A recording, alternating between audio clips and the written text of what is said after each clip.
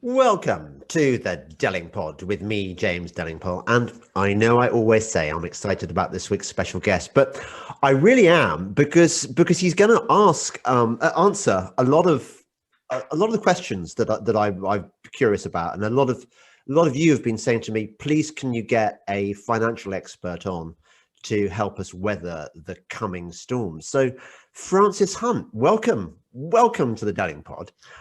You go under the name Market Sniper, Reset Sniper, and Crypto Sniper, and I'm going to ask you about all those things. But first of Yes. all, I want to talk about you. I can't help noticing you've got a South African accent. But tell me a bit about your background and how you became the Market Sniper. Yes, indeed. Happy to. Just by the way, on those three overlapping circles, so it's the Market Sniper on Twitter, it's the Reset Sniper, the Crypto Sniper on both YouTube and Twitter, so that people do find us if they're looking. And our website is themarketsniper.com. So my history is born to an English father who left the UK for health reasons, actually. So he was the son of a preacher man. So I suppose that makes me a grandson of a preacher man. Pakefield, which is the most easternmost town in the Bulge, which is kind of, I don't know if it's Norfolk or Suffolk, someone will know. He went out, he was given Vegas or South Africa, and he chose South Africa. He needed a warm, dry place. He was married to a French lady who was my mum, of course, and she'd met them during the war. So she went au pair to get out of France. It was being bombed, and was helping out at my then dad's elder sister, who was married and had kids, and she was being a maid. So that was that romantic link up. She met my father. They had my two older brothers in the UK, and then they moved out to South Africa. One of my brothers is now back, obviously, in the UK, the other's in Australia. So that's kind of the family tree as far as people care. But I was born out there, and I was schooled out there. So I was just saying to you off the air, actually it's accents that seem to determine nationality, because to Englishmen, I will always be South African. I had the funny scenario. I was talking to sort of, at best, a second generation Pakistani in Selfridges, and he was saying, oh, okay, so where you're from? And the temptation to say, mate, my lineage goes 1066 and beyond. You're probably on second generation. I belong here. But that would be mean. Maybe it would have been worse than mean. But yeah, so accents definitely sort of box you out in terms of where you live. I grew up reading Wilbur Smith books, and then I've When the Lion Feeds and The Sound of Thunder. And then I've traveled a lot in Africa, and I've been to South Africa. I went diving with great white sharks in Hunts Bay and things like that. So I know the place a bit, and it strikes me that maybe the period when you were growing up there must have been glorious. I think you've seen the best of it now, but was it a delightful childhood? Yes, it was a fabulous childhood. It was outdoors. Everything was outdoors. It was sunshine, and it was scampering up trees. It was riding bicycles and running everywhere. It was very glorious. I think it's a physically fit, great child growing up experience. Dams, rivers, seas, mountains, all of it's thrown in. It's a number of worlds in one. And it was cheap travel. And at one point, the rand was actually the same or half the value, I think, or even the same value of double $1 and almost the same as a pound. Wow. And we were pulling out 1,000 tons of gold. And of course, the apartheid policies was always a landmine that was badly managed and came back to bite many. It saw me have 2 years of military service. That's whenever I'm reminded of my white male privilege, I kind of say, well, if I weren't white and male, I would have got those 2 years back. But anyway, I always say whatever experiences you end up getting, they always end up forming you, and it's what you make of them. And you never get challenged without gift and opportunity with it as well. So yeah, I'm very happy with how it panned out. I envy you Also your 2 years in the military. I mean, I imagine it's taught you skills that could come in quite handy after the Great Reset. I think so. Yes, I certainly think so. I don't know. It's one of those things. It's the best 2 years of your life you'd never have again. because, I was an Englishman in an Afrikaner institution that was very strong, and the Boer War still, memories ran deep. So, you were always wrong. I was saying I'm always wrong. When I was in the army, having English in an Afrikaans institution was wrong.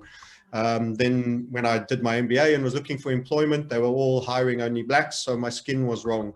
You come to the UK, it battled a bit because of the cultural adjustments, the accent was wrong.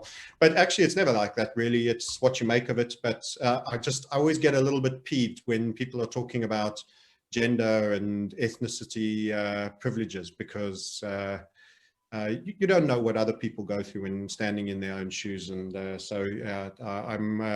I'm very skeptical about all these various agendas that seem to be perpetuated upon us. Oh, it's all bollocks. I think we're agreed on that. It's absolute bollocks, and it's part of the larger plan to destroy Western civilization. I think that's a given. But I don't want to waste you on that particular issue, because actually that's another facet of it. It's like a theater in a much bigger in a world war. But so tell me, you got into finance. Did you ever have a proper job? Did you work in a bank and stuff like that, or?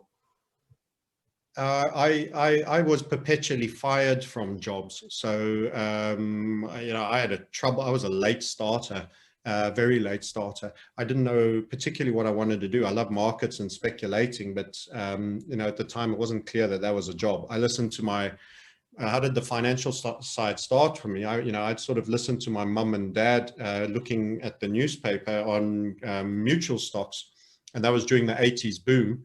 And my mum's mum had passed away, and she'd put some money into these funds, and every day, it kind of looked like it was ticking up. And my dad was driving all the way to Pretoria from Johannesburg, a 45-kilometer round trip, and they were making almost as much money on this thing that just went up while you worked. And I thought, well, that sounds, working smart sounds a lot better than working hard. So I had that simplistic notion that, forgetting that, or not even being aware that skill sets always have to be developed. There is no easy way to building, securing, and looking after and maintaining wealth, because it's also not what you make, it's what you keep. That's very, very important. And there's many analogies of 3 generations from shirt sleeves to shirt sleeves as well, in terms of how you bring up your kids. So the whole, I come to realize that history is all about power and money in everything we're doing. Even if you're talking, and I was looking at some of your materials around the COVID-19 game, it's all about power and money. Everything comes down to the same 2 things. The faster you learn and understand it, the better you are. The better you understand the script of where they're taking you, the more you know the next step and you position accordingly. And that requires a bit of looking backwards in terms of understanding your history, so that you understand where you are and what comes next. And I do that both historically in terms of what I call the reset sniper, which is very much the core topics of what you do, the social revolution that they're going to bring down on us, the financial collapse. Yeah. And then the other 2 circles, the market sniper, is just the charting version of the exact same thing. Technical analysis is looking backwards at charts, particularly the big time frame ones. I'm not interested in, minute to minute, to understand how things went before, to better understand how they may go in the future. And also just have a probability. There are no certainties, but you can improve your probabilities in terms of positioning. So the market sniper, the second circle to the reset sniper, deals with looking at the traditional markets. We became very well known for a number of big calls, the collapse of the euro Swiss franc before the Greek crisis was known, which was the euro capitulation relative to the Swiss National Bank, where all the Germans, French, and Italians were putting their money. When the first Greek crisis was emerging, we became further famous when we called oil to hit $1 to single digits. And that was when it was trading $67 and hadn't traded below $10 in the last 2.5 decades. So that was a huge call technically. That's all done out of the market sniper keyhole that we look through, and that is all utilizing technical analysis methods that I have a bespoke method for, called the Hunt Volatility Funnel method, and we keep a community for that. The third circle, which was one you also touched on just before we began chatting, is the role that cryptography and cryptos will play on this. So we have these 3 apertures that we look through, and they overlap because actually everyone exists because of the other one. and they all overlap. And that sweet spot in the middle of those three circles, which is essentially our brand logo, is where we position ourselves. Understanding the great game for the capitulation that's being brought by the secret societies from all the people you can delve into as far as you like. Looking at how it's worked in cash flows, because the chart is the truth, how the money is changed and the trading of the price. And then how the new technology, the forward that they're going to bring on us, and why they're bringing on it, why cash will be killed, and how people shouldn't evangelize. I'm in cryptos. I'm not married to cryptos. I'm in cryptos because I want to increase wealth. I don't have delusions or illusions that they will ever let you have your own money. They will never, let me say it again clearly, they will never let you have or originate your own money, because that is the source of all power. It's the most famous Rothschild statement. As long as I control the releasing of money, I care not to make it law. So people that evangelize about Bitcoin, this is belief systems. People always want to marry a new girlfriend. You know, she's better than the one before, when often the problem is them. You can have different color hairs, different characters, but the same problems will be reflected to you because of who you are. So people, those are some of that's a sort of introductory outlay. There might be a bit that you want to unpack in that. Yes. Well, let's cut to the chase. What we all know, I think now, everyone who listens to this podcast anyway. Oh, good. Can you turn off your horrible... I share an office with the wife, and she's got the most terrible, annoying thing coming through her headphones. We all know there's a heap of trouble coming. How bad is it going to get? And well, actually, no. First of all, why are we heading in this direction? What's the cause of it? Is it leaving the gold standard? Is it the kind of the plan of the elites, which has been going back to at least Cecil Rhodes? What? Yeah, so let's start on that. That's a very deep and detailed, requires normally a detailed answer. So I'll just touch on a few of the concepts. There's a multitude of things in that. It is largely at the top tier, in my opinion, orchestrated. So the whole case is orchestrated. It's all works off problem reaction solutions. You create a problem, you get the known and expected reaction. So if I burn your hand on the stove, I get, ow, I know that. And then I sell you the solution of the ice bucket to put it back in. So if I wanted all along to put your hand in an ice bucket, I create the problem and reaction, and then I get that eventual solution. So a man with a plan always beats a genius without one. And these guys have nothing else but plans. Certainly they have, and they are multi-generational of nature. My overall expectation is that a global totalitarian state of complete control, where you have a polarization of absolute ruling class and peasantry, is their goal. In a simplified state, there's a lot of layers in that.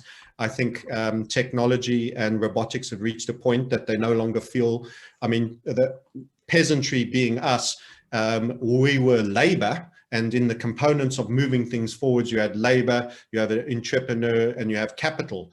Now, once you start to have things that can be automated, the need for the scale of labor is obviously greatly reduced. And then the nature and the degree to which they work this green agenda is quite clearly, there's overtones of eugenics in it. Many of the people behind it are eugenicists or related to eugenicists, or Will Parton fathers, Bill Gates' father, Rockefeller, all of these things are eugenicists. So it's with great concern that I think population numbers will be greatly reduced. Further to which we get military industrial complex forecasts actually making forecasts that actually see massive losses of population in the UK and in the West. And you were talking to me off screen, where do we go in some of the sense of the question is this, is I think the greatest burden of this is actually going to fall on the Commonwealth and the Western nations, actually, in its hardest. I don't think any place escapes. There's not an easy bolt hole to run to.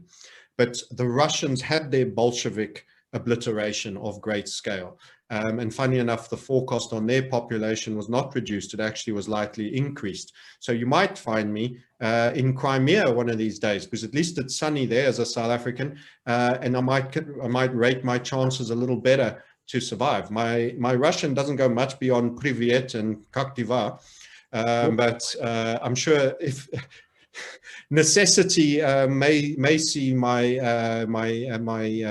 vocabulary improve somewhat in due course. So that's where I think we're being taken. I'm afraid that's not a positive message. People aren't going to sign in to hear that. However, there will be real, like anything of great scale and of great destruction, there are real opportunities. We all know about the people that made fortunes in wars. They were usually the people that knew they were coming. I'm saying you're not the creator of that war, but may at least position that you benefit. And I'm of the view that we're seeing the final stages of currency destruction. And unlike any other previous economic case study, this is going to be holistic and broad.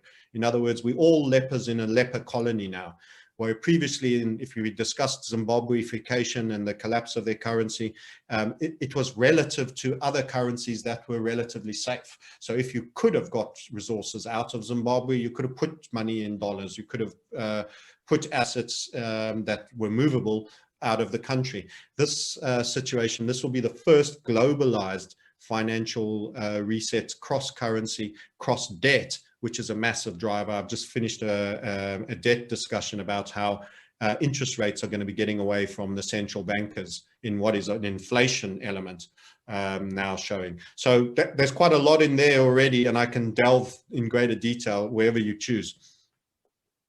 Yes. No, because you've got so much to say, and funnily enough, before we watched, before we did started this podcast, I did watch your session on the markets, on the bond markets, and the decoupling. What's the phrase you used, where the long-term bond market is paying out better than the short term? Well, it's rolling over. The debt market is rolling over and collapsing in value. I'm sure there are some people out there who haven't yet got crypto, haven't yet really sort of positioned their portfolios for Armageddon. Can I ask on their behalf, is it too late? Is there still time to get their shit together before it all goes tits up? Yes, indeed. And let me just say first up, because I'm not a man of good news, so let's get good news out there. There's plenty of time. Oh, good. And it's not too late. That is good. That is good. So the problem, it's very important to hear that, and I'm glad you asked that question. And let me also say, the man who is optimistic and takes action always does better than the pessimistic man who doesn't. Even if the pessimistic man is more accurate in his assessment, it's better to be optimistic, action orientated, and slightly wrong than a brilliant guesser and passive and negative. And a lot of what my overall assessment of where we've been taken is broadly for the everyday man, very negative. But let me utterly say, I'm a believer, a high energy, take action guy, and you will benefit. And there is plenty more time. Basically, let me give you an analogy just to put that into perspective. Yeah. The total amount of debt surpasses all the market cap of every stock market in its entirety. So if you took the Shanghai, the London Stock Exchange, the NASDAQ, the Dow, all the official, of all of them, the total debt markets in existence is a massive multiple over that. And the FX markets, which is the financial currency markets, exceeds the debt markets. Now that Jupiter as a planet needs to squeeze into that beach ball that is crypto in the corner of your room there. Mm-hmm. So if you're telling me you're late, I'm saying we've only just begun, because Bitcoin at itself now, I can confirm the market cap, but it's only just through a single trillion. I think it's about 1.025 trillion at the moment. And even if you take all the others, I think the total is around 1.7 trillion. I mean, Biden just gifted more than that in stimulus checks in one event this year. Yeah. So to the man who says it's too late to get engaged, you're looking for a reason to be passive and a victim. I'm here to tell you, you take action now, you can come out far better. And there's plenty of time, and there's more that will happen. Okay. But is there going to, I mean, when you're talking about the sort of us becoming slaves once more, and it being global this time, so there being no escape. Um, is there going to be? Is there any going to be any freedom for us, those of us who aren't kind of technocrat billionaires? I mean, is our money going to be any use, or are we going to be so constrained that we might as well be dead, frankly? I think most of the surveillance, essentially we're moving into extreme oligarchical tech surveillance society. Yeah. So for those that are quite happy always to spew their metadata up, share all their thoughts on social media, see their phone, don't realize that it serves the purpose of essentially a prison tag as well, and that 5G will geolocate you even more tightly and more specifically, and never mind the unexplored, understood, not understood health repercussions of all of that. Set that aside for other people that are better at those topics. You know, to them, it won't feel like a slavery. The best slave is a slave who doesn't feel or realize that is a slavery. In terms of freedom of movement with complete freedom, where you yourself are not chipped, tagged in any way, and you could leave a device and disappear somewhere for a while, I think those degrees of freedom will become a rarity. I think the state considers it their right and absolute duty to know exactly who you are, where you are, and what you're thinking. And I think they also think they can manipulate that which you perceive and think by virtue of your ongoing interaction with any multitude of devices. The Internet of Things is going to be putting chips and extreme processing power in everything in your house. From your fridge, your kettle, and everything. So they'll know what average time you're awake and making your first cup of coffee. They're going to know you better than you know you. They're going to have AI learning that will be modeling what reactions get what they most want out of you in terms of action taken without you even realizing it. So some may see it as an almost invisible, highly subtle slavery. To me, the very existence of that degree of monitoring, it's the monitoring, it's the fact that I'm on a leash, even if it's meant to be this invisible soft leash that no one sees, irritates me immensely. That other people are treating me as the product and collecting my metadata as almost this dandruff DNA for them to hyperanalyze, clone, create without actually our tacit approval. That is an absolute invasion. And who is this class that gets to be on the receiving end of this? And what are they opting out of that we don't get an option to opt out of? Who determines this polarization in terms of this ruling class and not? So I have a lot of thoughts, a lot of unproven speculative thoughts. I mean, many people talk about the mining process on Bitcoin.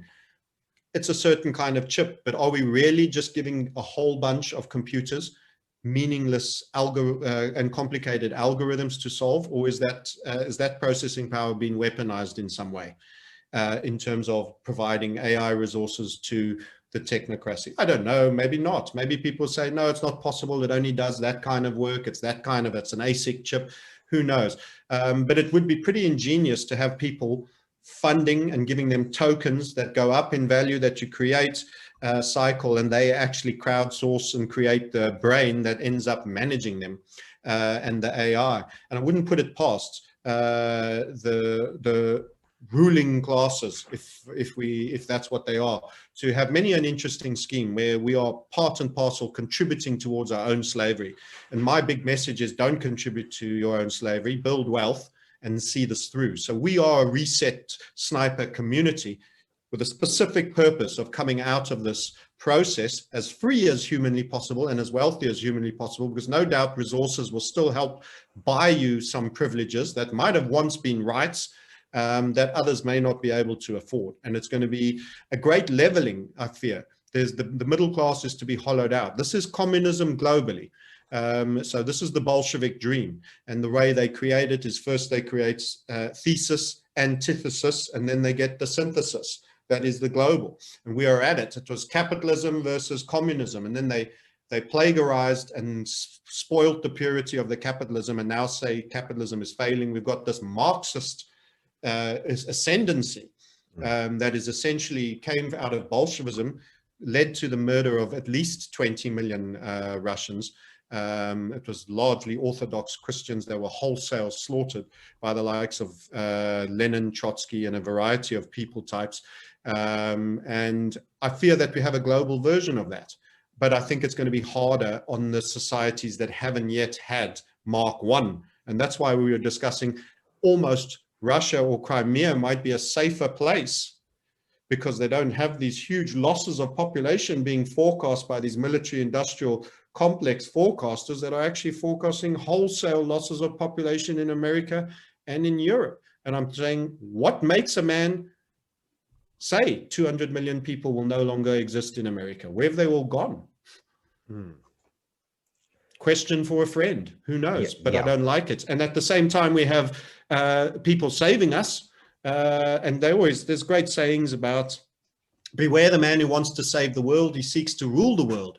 And relations to eugenicism, and also the vaccine to save your lives, wants to save lives, but thinks the world's overpopulated. There's too many contradictions that are exceedingly awkward in all of this.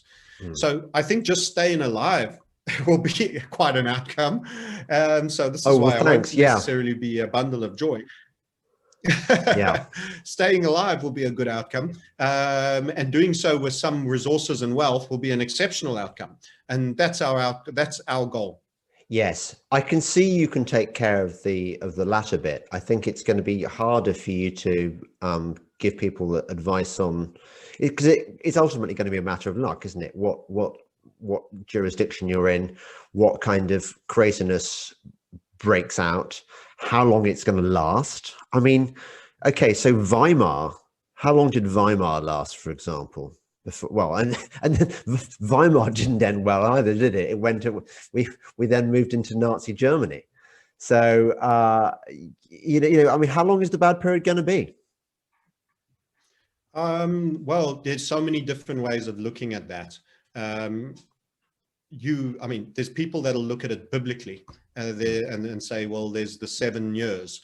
There's people that'll look, I've looked at this from every possible angle. There's others that say, as long as is needed to get the outcome, that problem, reaction, solution requires to implement the new solution. So we've created the problem, and we're in the throes of the problem unraveling as designed, because essentially we planted a landmine and stepped on it. And now we've got to experience the detonation and the limbs being ripped off to then justify the medic that shows up and stitches you up anew, but only differently. And that is, in essence, the gameplay that we are in right now. And it is, we are deeper into the financial reset than I would possibly think most people realize. I'm seeing the debt markets. Debt is the bubble, by the way. Many people get this incorrect. There'll be some people are varying financial literacy watching. The bubble isn't Bitcoin. It isn't gold. It isn't silver. It isn't even the American stock market at super stretched PEs, although many will be going, really? I know. The bubble is debt. If you take the amount of money proliferated and you adjust down the NASDAQ index by the proliferation of fiat that has gone on, actually it's not at extreme valuations to the quantity of fiat that has been created. Right. Yes. So this is where you need to do some charting. We chartists, so we take the NASDAQ, you divide it by the M2 money supply of how much money they played in the system. In actual fact, it can go higher, amazingly. This is why people will be calling, I call this the great long. I've got a devious sense of humor. I call it, sometimes I'm tempted to say the long schlong, but actually it's a case of everything should be bought. You should be net long. This is the big long, because at the end of it, you're probably going to get a reaming. That's if you aren't. So that's why I do a bit of phraseology wordplay there. But the point is, assets will go up, property, commodities are going up. We're seeing coffee, copper, these are agris going up. We've become more efficient at farming, much bigger scaled farming. In America, they're huge. 65,000 hectares is a small farm. Now people run 120. Funny enough, on that note, Bill Gates seems to have bought up a lot of farmland. So that's a reset sniper comment. Why? But anyway, the point is, so there's been a downward pressure generally. There's been a deflationary pressure on things like foodstuffs, but yet we're still seeing prices going up. So this shows you how relatively the fiat money is being proliferated. We hide the inflation. The true inflation rate is being hidden. This is one of the greatest lies the central bankers get away. We can't seem to create inflation. They've created huge inflation. Inflation starts first in asset classes. And that's where you can look at that stock market and say, really, Apple's gone from 800 billion, is barely selling any more phones. It's hardly done much more and is now 2.1 trillion. Well, that's your inflation. Money is chasing in. Who gets all the cheap money? First, it's at the top. It's like that champagne castle where the first glass is filled at the top. You're one of the glasses at the bottom. That's why you ain't seeing any champagne. It's filling up the top glass and the rows beneath it. You ain't seeing it, but believe you me, it's been poured because you're on one of the biggest champagne fountains that have ever been created in life. There's so many layers to it, but they're filling up the top, and the politicians are barely junior middle management in this scam. So they are sitting, 7 rows down, and you're row number 98 on the very bottom of this, and there's a couple of billion of us. So that's why you aren't seeing the champagne. But those people don't need to worry about bread. They have all the bread they need and all the liters of milk they need. So they're not going to push the prices up on milk and bread, are they? No. They're eating as well as anybody. They're going to invest. So they are net investors, and you get asset inflation first. So that's why the stock market is run. That's why you have Bitcoin going up as an alternative to fiat currency, because fiat's going down. That's why recently you had a great gold run up from 1,300 to 2,000. It has corrected a bit now. And I expect further to the upside. But so first you get asset inflation. Then you start to see commodities moving, and you start to see concerns in the debt markets. Both of those things are happening right now. So your coffee price at source is going up, your copper price is going up, your palladium is going up, which is in all your EV vehicles, catalytic converters. Your rhodium has gone up about 60 times in a space of 18 months. All of these things are going up. Rare earth minerals, things for batteries, lithium, they're all actually going up in price. So what starts to eventually happen is you're going to start to see those prices now at the till. And that's when people think inflation has occurred. Inflation is currency proliferation. Simple. The minute they start doing it, it's inflationary. You notice it when the price of your loaf of bread and milk goes up. And that's coming. So cattle, live cattle, pork bellies, the lot. If you're watching markets like I am, there is a sea swell going upwards. Oil is now, we've called for triple digit oil, having called for single digit where there's some crisis coming. So just to recap that call that we made, that was short oil. So we're known for the euro Swiss franc twice. That was actually the collapse of the Eurozone, the Greek crisis in 2009. We saw it in the currency markets. People were dumping euro for the franc. And we saw what we thought was central bank intervention, holding a level, and then a skid, holding a level. And then they threatened to intervene as if they weren't already, to try to spike the currency. So they started joining it. We ended up getting a capitulation from 1.5 to 1 at its very lowest point on the euro Swiss franc. Now in the oil, we said from the stage in Acapulco, and that clip's available if you'd like it, that oil will trade single digits. And that was a technical setup in a macro falling wedge and what we call the inverted Hunt volatility funnel, which our guys do, major capitulation. And that was in 2019. Some event is coming. That's all we knew. We effectively called the COVID scam. Some event is coming that's crashing the oil price. And the irony was we were short pipelines in oil, we were short Tullow oil, but we were also short Carnival. Now, Carnival is a cruise liner, and a cruise liner should benefit from cheaper prices on oil. So why? And I sat here and I said, what is it that's happening that's killing cruise lines and oil at the same time, when cruise lines should be benefiting from one of their major input costs dropping to all-time lows for the last 30 years that we haven't seen since? And that event occurred. And of course, it was COVID. It was closed down. It was a pandemic. So you mean that the Carnival, the fall in the Carnival share price preceded the COVID thing? Correct. So technically, we were observing an event that we expected to happen in the markets that saw us aggressively short oil. how did that technical footprint get laid in advance if this was a natural event? Yeah. Yeah. It was in the charts for us. Technically, That's people interesting. were divesting. Well, let me tell you, insiders were shuffling through the door, and the rest were being told to keep it up. There was even, and you may not know this, Aramco is a Saudi. The Saudis decided to get the single biggest listing ever, which was basically all the Saudi Arabian oil assets in one place. And they suddenly became super benevolent. They wanted to share the wealth with the citizens. Now, I don't know if you know the Saudi government the way we do, the beheading variety that won't let women drive and all of that. Apparently, that's all going to change. But the benevolence isn't the phrase that springs to mind when I'm thinking of them. So I was thinking, well, why are they doing this? They basically use their own citizenry as bag holders. It was almost like BT. You might remember the privatization in the UK. I expect you have a substantial UK audience, the privatization of BT and British Gas and all of these things.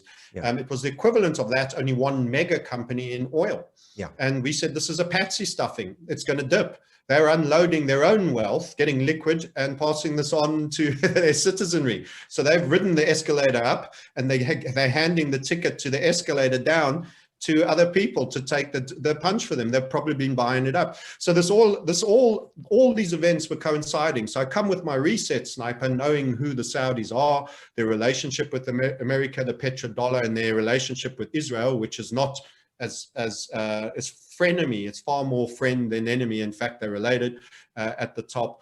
So I'm going, why is this all happening? So it was a fascinating trade to have put on. And it was essentially, we call HVF method the news before the news, because actually you put on a trade and you find the reason after. By the time you're reading it in the newspaper, I'm sorry, it's too late. That's the post-mortem you're just getting. It's happened. It's too late to respond to now. Now, the news story is that's going back up. So they would have had a bag holder to take it down, and they would have been probably buying at the bottom, back their own asset on the cheap. So oil is going triple digits again in our view, and this is part of an overall inflationary. And don't forget, demand has been brought right back. We've passed peak demand. Our access to freedom of movement is greatly being curtailed. We never hit peak supply, we've hit peak demand, and I think it's going to be a lot harder to move around. I think the vaccines, passports, and all of those aspects are going to be coming around, and it's in the same way that 9/11 triggered an immense travel inconvenience on the everyday man. You now have a new ratcheting up of the bottlenecks on your movement. So we're having squeeze points introduced all along that are entrapment areas. In a sense, it just becomes a lot harder to transition from one zone into another. Yeah. And you would have to comply to many things of a chip and track nature to actually get that freedom. So how is one going to? I suppose money is going to help in that regard. If you want to retain a semblance of mobility like we enjoyed in the old normal, which I miss greatly, money is going to be key, isn't it? Well, John Kerry in his private jet going to the World Health Organization to collect an award and preach everyone about green. He certainly didn't get vaccinated. I don't think he was hustled, and I doubt he was wearing a mask on the plane if we ever were so lucky as to get internal pictures of that event. So when you're at the Uber class top, the oligarchy, I think it's a whole new world of convenience. Apart from when you make public appearances and you're maintaining the ruse, then you'll have triple masks on and who knows, visors and everything. But otherwise, these guys live a very comfortable life. I doubt they've been inconvenienced in any great deal behind the scenes. But they put up with a little bit of inconvenience because they know this is part and parcel to herding all the sheep into the field closer to the abattoir. They know they're one of the few with a golden ticket that will get out the other side, that aren't passing through the abattoir. So what little effect it does have on their lives, I think they're well informed as to why and the purpose there too. So you need to become almost insider class without being a perpetuator of this almost certainly eugenic genocidal march that is being brought upon us, Well, I mean, and it is very dark in that. you're not going to take an mRNA altering experimental substance. Neither am I. Neither, I would say, is probably 99% of the people listening to this podcast. But I cannot see freedom of movement ending altogether. I mean, I think there's going to be ways around these vaccine passports. I mean, if there isn't, then Well, fine. look, But we should look. These are dishonest people. You should do anything you can to maintain some degree of quality of life against these them and their agenda. I'm actually just looking for a support document that's really interesting while I'm talking on this very topic. So I see this as a deception that's being perpetuated against us in my yes, worldview. I agree. So I mean, if I could purchase a fraudulent certificate, I would. But the problem is, if we all go along with the story, they get to continue to tighten their grip. And eventually there'll be authentication. That'll be a very high standard. If you did have a bent doctor who was sympathetic, there would be big, what's the word, bounties offered for anybody who is cheating, like they do for, the NHS fraudulent claiming of dole. And you would find circumstances where they will slowly squeeze and capture all the bottlenecks where people might be leaking out. It's going to be a problem. I think we should resist. We need to be more vocal now, because the problem, if you're fragmented and everybody goes underground in their resistance, they are winning and getting their role, and they will have the law, the bent law, with their own judges implementing that law. And you have to have an upfront on the surface battle as well as a below the surface battle. If everybody just goes, yeah, we'll let them have the above the surface and we'll cheat like hell and black market everything, and they get no resistance, they get to dominate the moral cause and be the ones saying they're law abiding and they're just implementing the rules. So unfortunately, too many people are wanting to run and not enough of us are fighting. But it's also a difficult fight to fight, because it's not rewarding just to go stand in the Trafalgar Square in the rain and get hustled by police. There's an interesting thing about the 10 stages of genocide that I'll watch, and I'll just give you this one as a pointer, because I think we're going to be isolated. We're going to be targeted by media for being anti-vaxxers or pro-immune system, as I kind of like to refer to it, because vaccines are very damaging to your immune system, stuffed with heavy metals and all sorts of things. But anyway, they will call us anti-vaxxers. By the way, but yeah. Yes, and there's the other generation, which are DNA modification, as you correctly point out. And in actual fact, if you were ever in a cell with a gun held to your head and you had to take one, I think the Russian one is the one that still emulates much like a legacy vaccine rather than the other. So that would be the one I'd probably take. But we said when the lockdown came, this will not be the only lockdown. They are breaking you in. This is about control. There will be multiple lockdowns. This is now a year ago. When this did, I streamed from South Africa. I was in a nice luxury resort. This is all coming out, stood by the pool, did a YouTube. Guys, this is going to be repeat. They will come back at winter again, only they'll come back earlier, because initially it came the tail end of winter. It was February, March. It all started in 20. I said that this means they'll be able to keep it warm over summer, and then they're going to bring it on early in winter. You'll then have a full winter. You're going to have a Christmas and a New Year with various degrees of lockdown. You aren't going to see family and friends. This is a breaking in process of control. It's about your freedom of movement. Just going back to the 10 stages of, and I said also you won't get, it's also about the vaccine. And once they got you once on a vaccine, they will create cause or ruses whereby they will be updating you. So this whole notion of an operating system, that Gates was Windows in essence, you have an antivirus that's updated regularly. So once you say yes, it's kind of like virginity. Once you've said yes to it once, it's a whole bunch easier second, third, and fourth time. And in this instance, they just need to get the thin edge of that wedge in, and then they own a highway. Your physical autonomy, your power and your autonomy over what goes in your body, that's your mouth, that's through your skin, is now taken away from you. Your right to say no is taken away from you. You've opened up a highway into your veins, into your muscles, that these people can introduce a various degree of options, and they could do stage 1, stage 2, which when combined later will have an effect. There could be chipping. There's any amount, and we can speculate till kingdom come of what will be going on in there. But just the modification, the fetal tissue mass to fool your system. This is a very unnatural defense disarming approach. And I'm not for 1 second interested in entertaining it in any way. And the more people we help get say no, the harder that we make the pill for them to swallow. The problem is the volume of people that are acceding to government wishes and rushing off. We have families saying, well, you can't see the grandkids to the elderly because, you know, you might make them sick and all of that. Kids don't get this thing generally. It's not a problem. Grandpa ain't going to kill your kids, and he ain't going to kill you. Don't force him to get a vaccine. He's the most at-risk person. You will be harvesting souls of the elderly. We have a pension crisis. Isn't it interesting that we have a set of circumstances? The Israeli facts that came out, because they've gone big early and they've penetrated the large part of their population. There's a document from an institute. 40 times the death then that have been attributed to COVID have been caused by the vaccines now, and they're on the Pfizer vaccine, but it doesn't matter. You've seen what's gone on with AstraZeneca.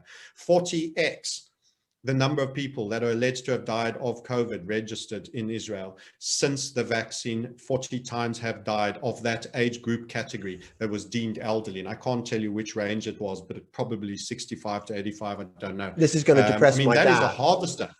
It's going to look, my parents are just fairly typical of what's happening and the way that it's creating these divisions. So my dad didn't want to take the vaccine, really didn't. He kind of, he's where we are. He's reasonably red pilled on everything.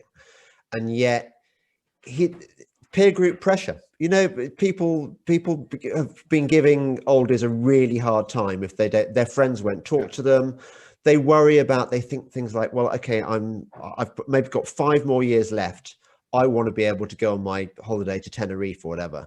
So there's that. There's also, in my mum's case, my mum is much less kind of red pill. You know, she's living in the old world. She gets bombarded with BBC propaganda, with, you know, you can't blame them for something which is really being imposed on them without their having an ability to make an independent decision. And I feel sorry for, I feel sorry for all those people listening to this who've had the vaccine. Must stop calling it a vaccine, who are thinking, oh my God, what do I do? I mean, it's tough, isn't it? It's psychological warfare. It's not just tough, it's psychological warfare. It's threat of isolation. It's threat of what they used to call excommunication from your society on the basis that you have unpopular views. I mean, going back to those 10 stages of genocide, first classification, people are divided into us and them. We're already there. You're pro-vax or you're anti-vax. Done. Stage 1. Stage 2, symbolization. People are forced to identify themselves. Passports. You may as well put the Uerden gold star soon. It'll be that physical. Discrimination. People begin to face systemic discrimination. I saw Cohen writing in The Guardian saying, the time is coming where those that are vaxxed are going to have enough with the non-vax society. He's leading and seeding in the mind. These are the people you can get impatient with, that are boring, slow, non-science people. So the discrimination is already there. That's stage 3. Stage 4, dehumanization. People equated with animals, vermin, or diseases. So that's going to start. You watch the media coverage start to say, listen, there's so much patience we have to have with these dullards. You're either a human being or you're a dumbass rock or a dumb beast. You know, you move with the times, you save everybody else, or you get put out of your misery. They'll start talking like that. They'll start having that. That's dehumanization is coming. 5, the organization, the government creates special groups to enforce policies. See the classroom, see kids that are not wearing masks being put in different, lesser environments. That will be the room, the bad room with the bad view, you know, in terms of that. Preparation, official action to remove and relocate people begins. That is stage 7. We're in a polarization state now. The government broadcast propaganda to turn the populace against the group. Bernays came out of England, the master of propaganda. Buy the book, read the book. They manipulate everything you see coming out of BBC and radio. Repetition, repetition, repetition. It will win out in the end. Your friends will learn to hate you. People are saying on Facebook, I've sacked friends. The division is coming. This is divide and conquer, the isolation, the polarization. It is coming. And the preparation, people are talking of FEMA camps in the States. There will be other various places where they will be going on. Next, stage 8, persecution, beginning of beatings, physical attacks, murders, theft of property, or even trial, kangaroo courts. 9, extermination.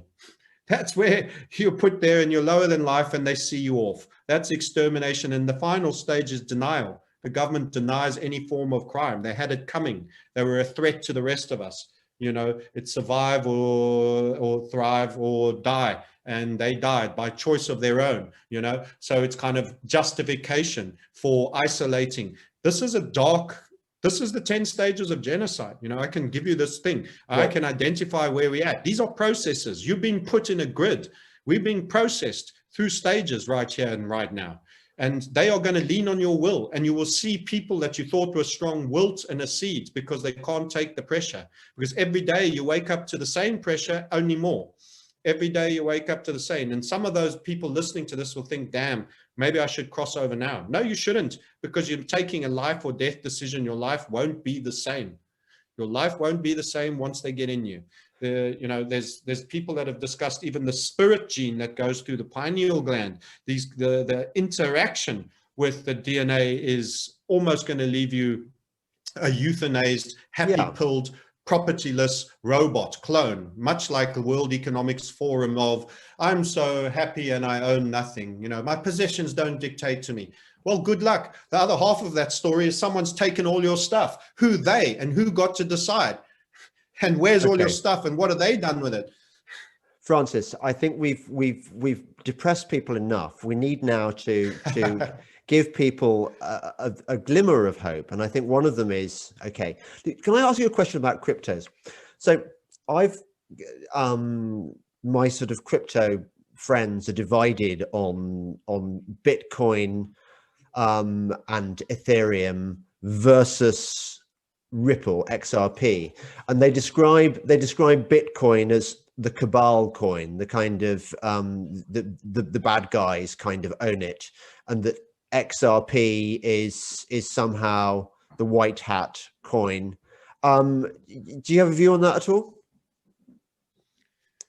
So this is classic tribalism or monotheism. So what you get is fragmentation. We have a new technology called cryptography. I think you might have been referring the other way around. Most people that I hear talk about Bitcoin as the first and the original and XRP as the banker coin. But the notion that any of them are free and that you should be an avowed believer. So people become believers in things. Mm-hmm. Marry your girlfriend, make her your wife. Don't marry your tokens. There was a 1996 NSA document, which was pretty much a precursor for the Bitcoin white paper. You're probably going where they want you to be. If I need to move a lot of libertarian, independent thinking people away from central banking cartel money, I got to win the libertarians over first. I say, hey, there's this new thing that isn't government. It isn't central bank controlled. And you create and you control the opposition.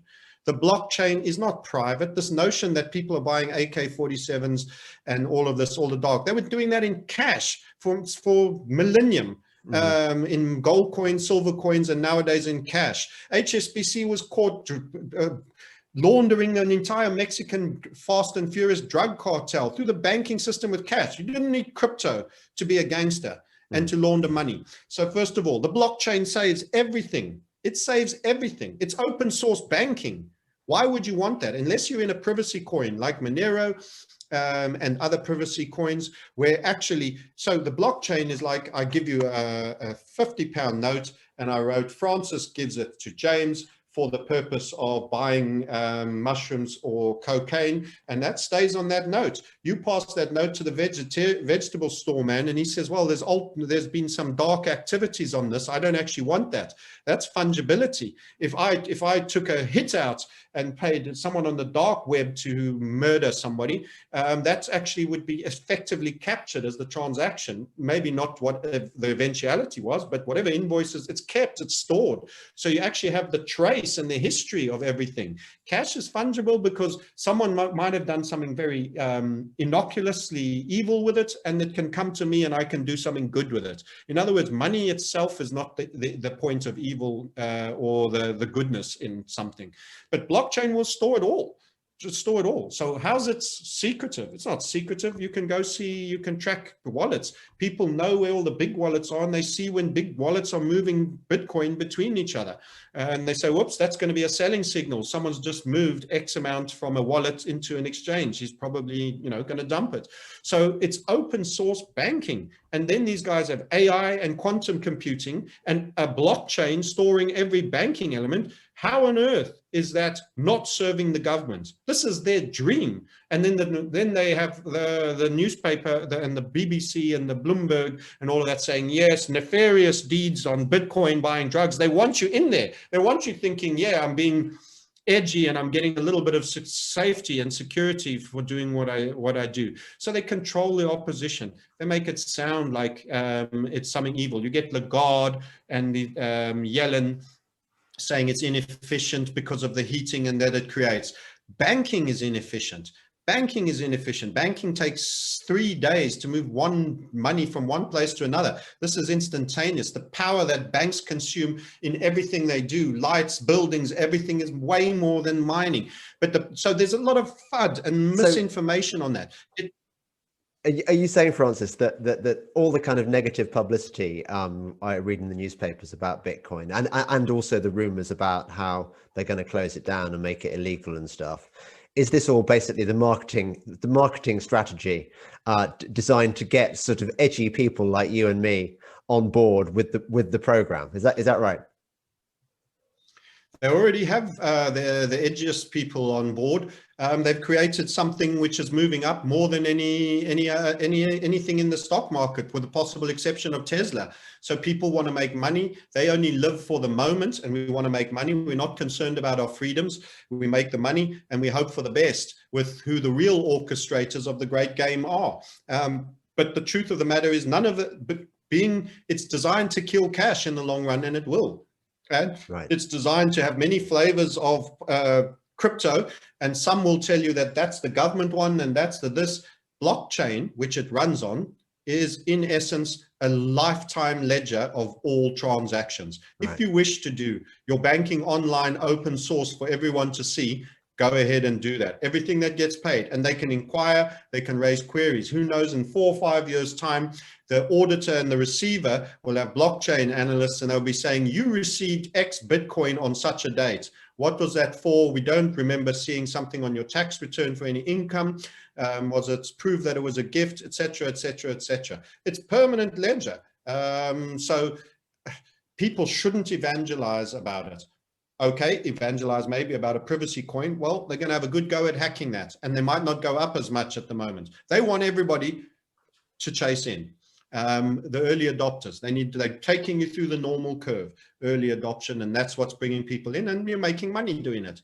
But you're giving away your freedoms. Trust me. In all of this, everything that's going on right now, they will never let you have your own money. You should assume they control it. And if they didn't start by controlling it, they have the mechanism to end controlling it. In other words, retail guys that are trading with leverage are stumping up all their Bitcoin, and it's being acquired and held by institutions. So there's a number of many ways that the cat gets skinned. I don't know which one, probably a combination of both. But the point is, you have not escaped government because you're in crypto. Make money out of it, fine. Don't marry it. All the guys that drop everything else and get into crypto. Klaus Schwab is talking about hacks. The Bitcoin, many people don't realize Bitcoin's had 2 inflation bugs. That means someone could go in there through a doorway and increase the number of Bitcoin. You could type up another 21 million. A Bitcoin Cash developer found it and reported it. He was a white hat, thankfully to them, and they had to fix it. And that's happened twice before. How many gateways do you think the intelligence service has done that? If they want to zeroize that, they want to get us all creating wealth in Bitcoin and then zeroize it as part of the great leveling of the middle class, you should have physical silver and gold as well. And it's not moving, and it's harder to buy because it's the wrong trade, wrong trade, wrong trade, wrong trade, suddenly the very right trade. And that requires patience and insight. You've got to have a mix. And this is the key element about wealth building for reset times. Everything you know no longer applies, because it's kind of like playing cricket in the sun versus suddenly having to play it on a mud pitch in the pouring typhoon. The circumstances are absolutely different. You've never been prepared for this. This is a once in a lifetime event. Many lifetimes have occurred that never experienced this event. This is going to be economic case history for millennia. What is going down, it is all encompassing and global. There will never be a reset on this scale before. There's never been. It is vast. You do not even know what you don't know right now. And you have to prepare and you have to be diverse. Otherwise, you're going to be cleaned out. They want you out of your property. They might have interest rate spikes. All sorts of debt could become exceedingly expensive. The banks will be renting you back your own home. You'll be made a tenant in your own home. It's tertiary extraction, it's rental extraction, and it's drug peddling. These are the same things that the same kind of people were doing in the Sassoon family in the opium wars in China. And it's basically what we call pharma today is chemical drug peddling. Tertiary extraction is banking, and they were doing it back then. And I can tell you the likes of jewelry as well falls into that. Diamonds aren't rare. Don't buy diamonds. You want precious metals, you want crypto, and you want tangible assets, but you want it without the debt, unless you're a banker and you get to borrow for 0.1% because debt will be devalued. But most people are paying a different level of interest rate on that. And credit cards, some people are still charged 16.9% and 30% on credit card debts. That's how you don't have the same access to cheap funding as they do. And don't let them put you on the wrong side of a compound interest equation. And that's what they've done. That's what they do to everyone. It's their treadmill to poverty. So you've got to be asset rich in the time of inflation. And we are going to face hyperinflation. People get stuck and hung up on the deflation versus inflation. When the fear moments happen, yes, there will be deflation. If you're a long-term holder without leverage of real assets, the proliferation of fiat only means long run one thing: inflation. Okay. Yes, you will have dips of deflation, but that's the game. So you've got to hold things that are tangible of value that they can't print. They can't print a gold bar. They can't print a plot of land that produces fruit, vegetables, and things. Self-reliance. It's so important. This is reset times.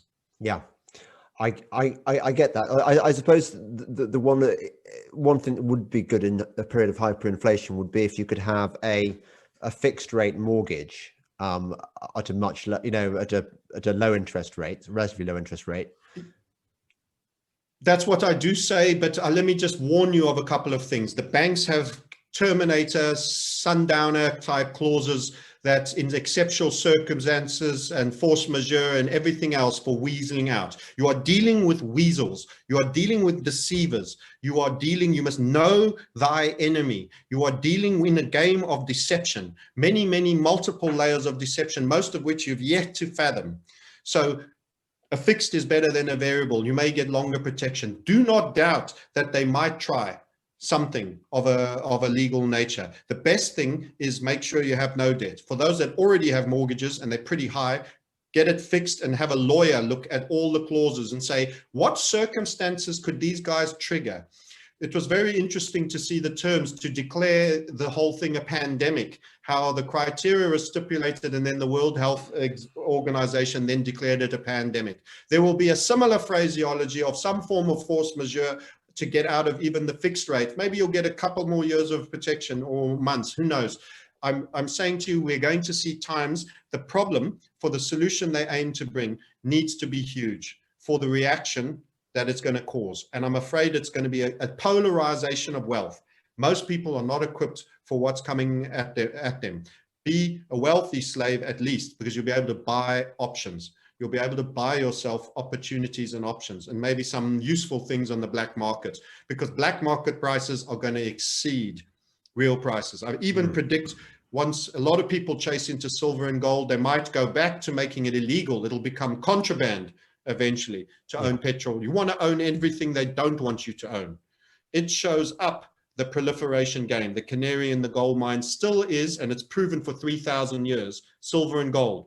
So we don't only marry and get too excited about Bitcoin. We trade it, we make money, we hold it.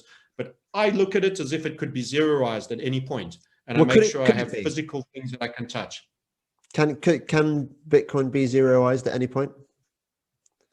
I don't think easily, and I think they need it to succeed. So that's not a prediction. But I think you've got to always think the unthinkable. Many outcomes are possible. You could be forced to present all your Bitcoin and swap it for a central bank issued coin. They might not tolerate any other alternative. So if you're in Britain, you will get the British central bank decentralized token of choice called whatever it will be, the Queen Elizabeth. And you'll take your Bitcoin over and you'll be issued a certain amount of Queen Elizabeth, and you'll be forced to remit it, and they'll make it no longer able, and they'll taper it out. Who knows what could happen? You think when we're talking about the future, anybody who tells you they absolutely know is probably blagging or doesn't know his own incompetence. What I want to be is as prepared for as many possible eventualities and possibilities as can exist, and not overly relying on any one single one. So many people have absolutely married Bitcoin. Have absolutely married crypto entirely, that they have nothing else. They brag about having 99% of their wealth in crypto. Okay, good luck. You better watch that basket really well. I would survive if crypto was zeroized, because I've got other things, and I've got other things that will do, in my point, very well. If all other things don't do well, my entire assessment is wrong. When you print money, you destroy currency. It goes up. Copper's gone up, every metal's gone up. So silver will be a bad trade until it's suddenly a brilliant trade. And that could hockey stick. I'm very suspicious about the COMEX. I know from buying physical, not ETFs with legalese that reserve the right to settle in cash, physical, you've got to take it out of the system, that the guys have had supply problems. They're having supply problems, yet the price is managed at that price point. And what you pay in euros and pounds to get an ounce is it's significantly more expensive, assuming you're smart enough to get around the VAT, which we are, than is the price on the COMEX. You're talking about something that's $26. Try buy for 20, what would that be in pounds? 22 pounds an ounce of coin, and have it delivered to your door. You can't do it. And then there's the VAT, which most people get tripped up on. So, I mean, there's already a two-tier market, the paper market, and then what it costs to actually get something. That just broadens.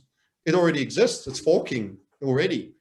And what is when the Great Reset happens? What will happen to? Oh, okay, so they're going to abolish fiat currency. What's going to happen exactly? How does it work out? I'm expecting central bank issued tokens, which will function and run on blockchain or a faster, better version thereof, amended, depending how much time elapses.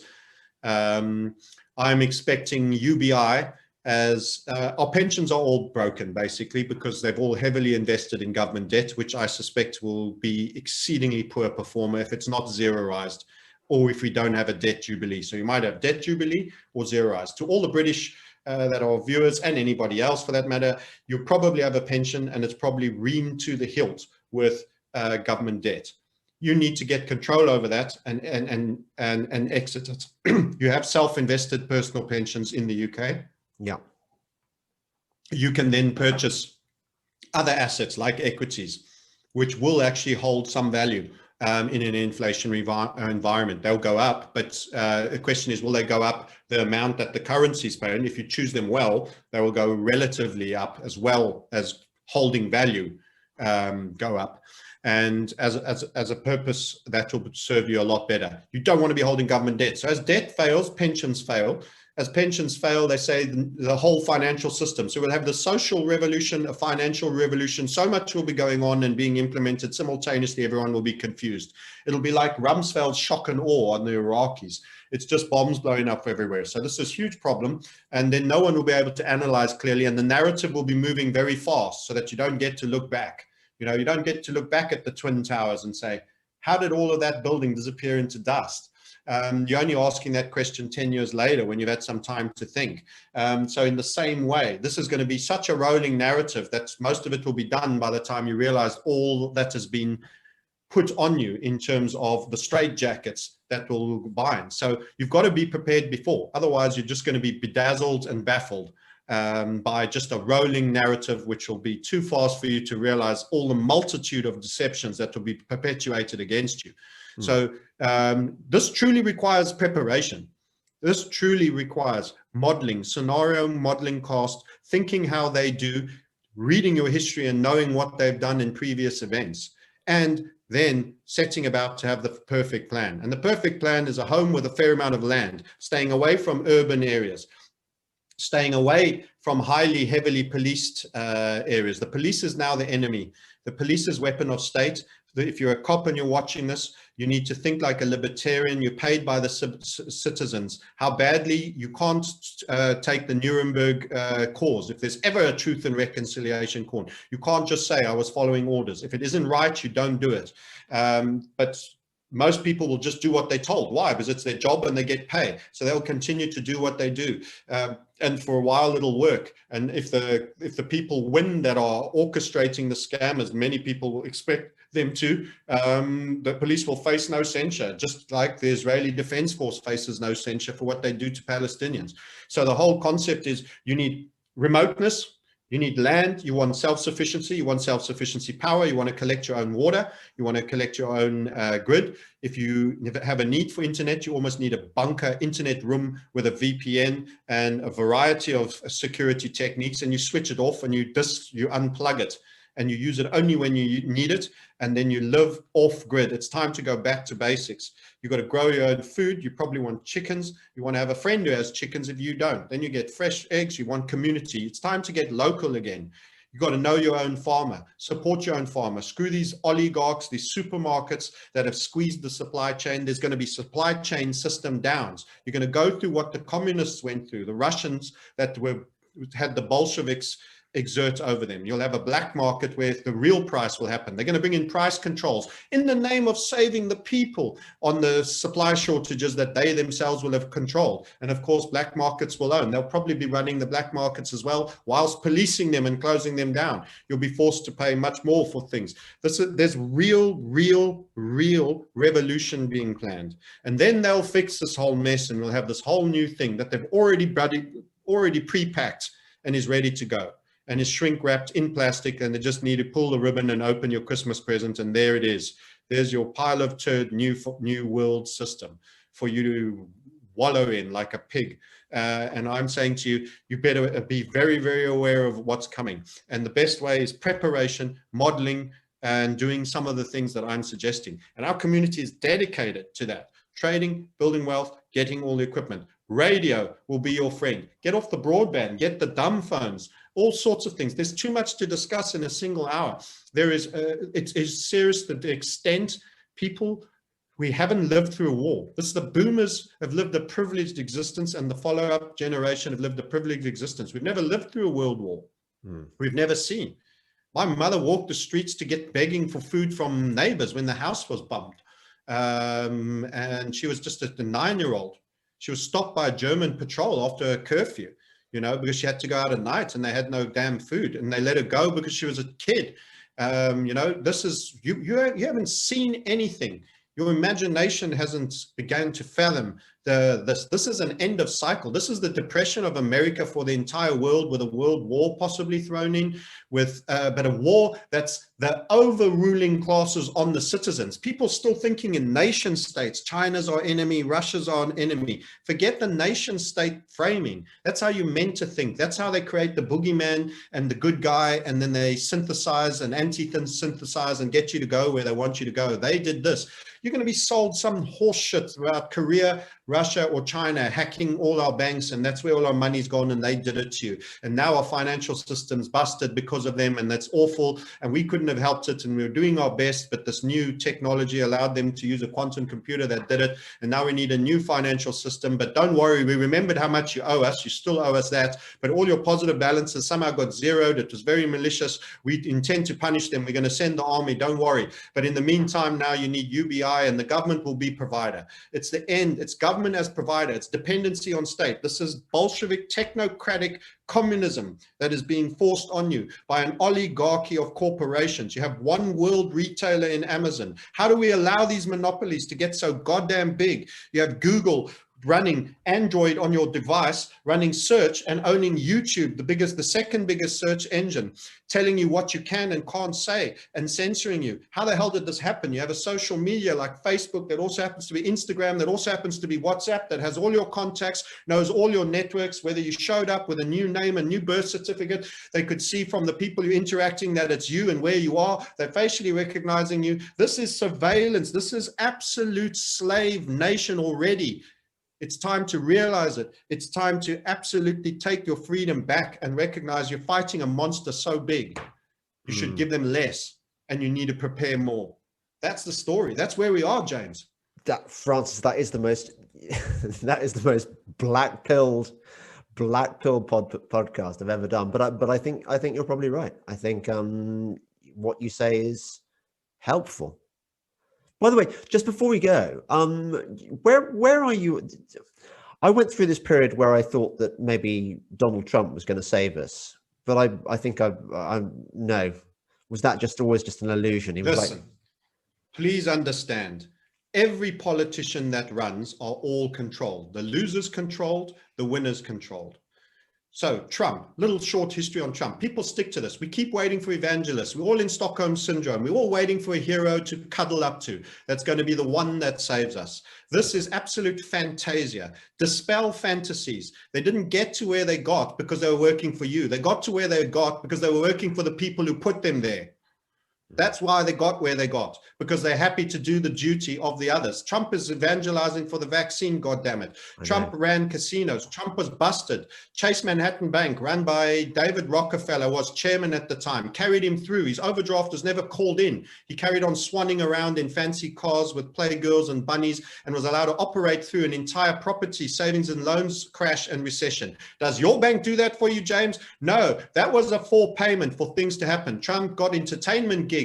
Suddenly now he's doing The Apprentice. Trump then next gets a whole bunch of fans because he's Mr. Straight Talker for the center-right kind of guy. Next thing you know, hey, he's running a game show host, is running for president. Isn't that interesting? What political experience? Oh, no political experience, but never mind. He's a businessman. All his businesses went bankrupt, but he was carried through with the bottomless overdraft. Like when you go to a coffee at the McDonald's in America, you can have as many cups of coffee. This guy had overdraft like that. He was bankrolled. He was bankrolled all the way through everything, and people think he was there to save him. He's just a less despicable avatar than the Clintons were. That's all. It's the only reason why you might have said, if I'm to be jammed by someone, I'd rather it be him.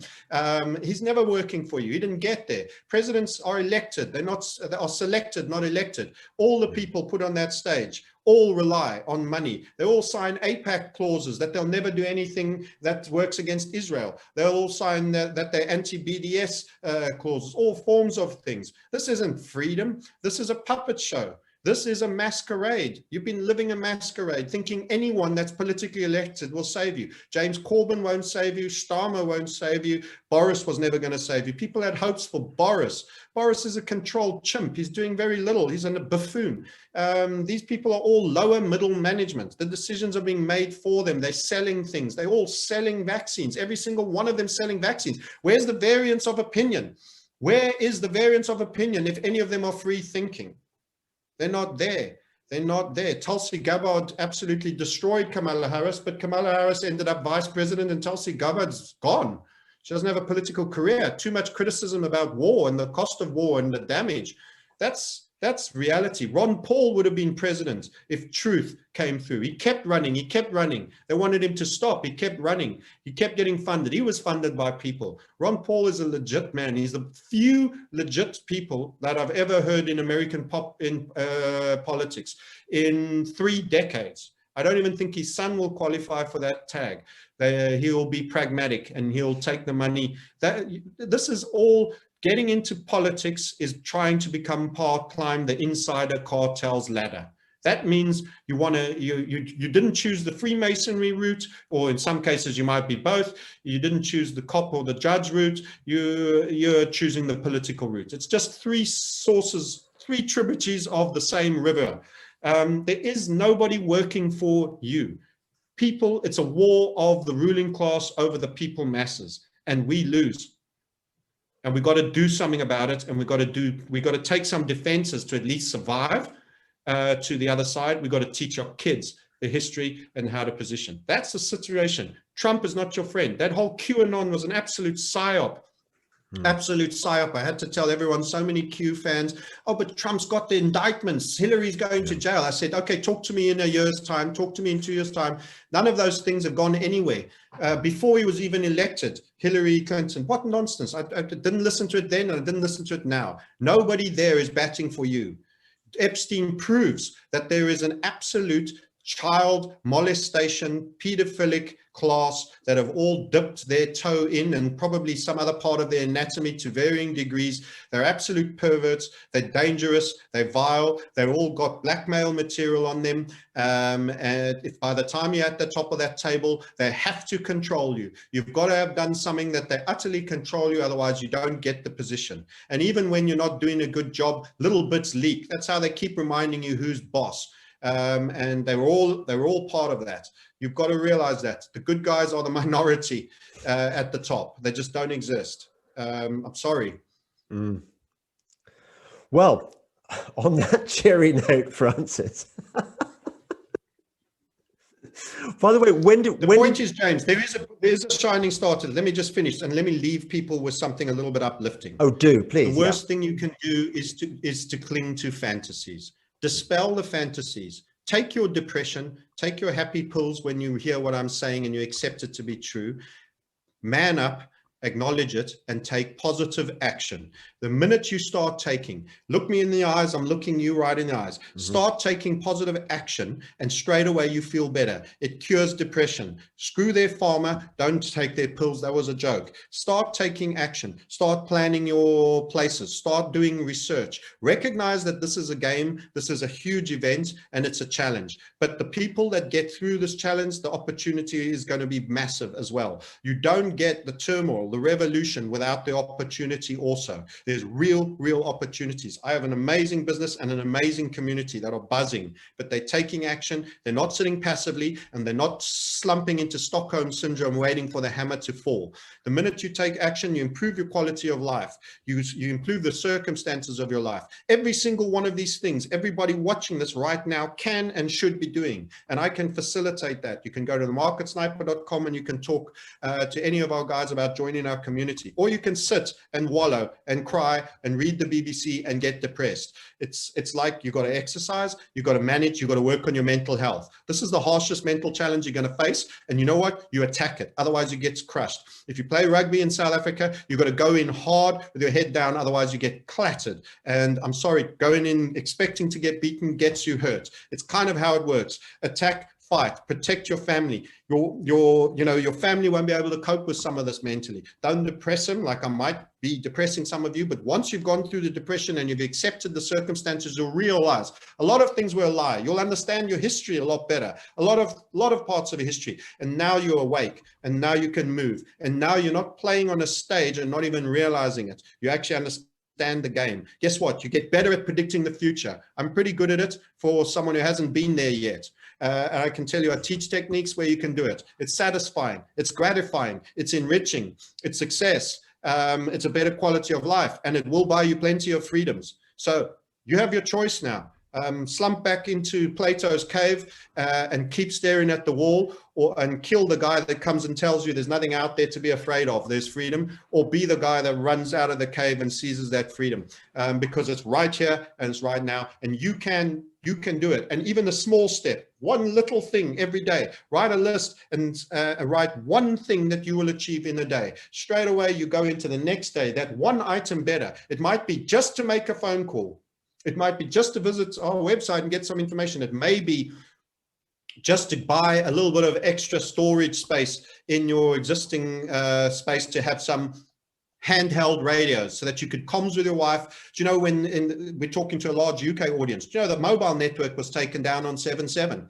How about a handsets each of radio? But how long might they take it down when things get weird? Who knows? You could be the only guy in comms. Do you want to look like a leader in times of crisis, or do you want to be one of the 99.9% dashing around in mad panic, chasing toilet rolls in the local Sainsbury and emptying the thing? Be the prep guy. Be the smart guy. You have a chance. There is time. There's wealth to be built.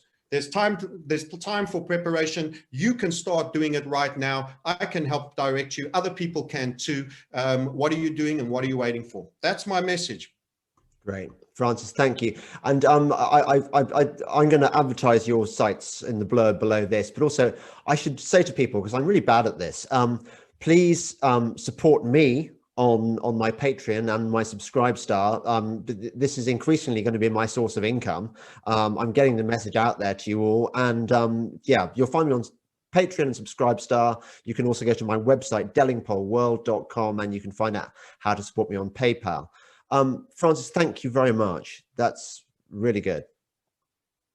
What I'd happy to do, James, please send all your Twitter handles, your YouTube channel to me. And when you finish editing this, I will certainly also retweet it, share it across all my platforms, encourage my community members, for which we have quite sizable, to follow your channel and to do all the things you mentioned with regards to support. And let's help you grow your channel, and let's help you build wealth, and let's help you keep opening people's eyes. Thank you for what you're doing. We need more voices out there. I need more programs to go rant on like I just did. And we need to get people engaged and activated. Because if you're engaged and activated, listen, even if you lose, but you engage and activated, and you die like a freaking Viking, then you know you've lived. Yeah. To wallow in pity and to shuffle down the road into the abattoir they're taking you is a pitiful end to a pitiful existence. Die like a Viking, live like a Viking. Come and join us. We'll see you on the other side. Thank you for having me.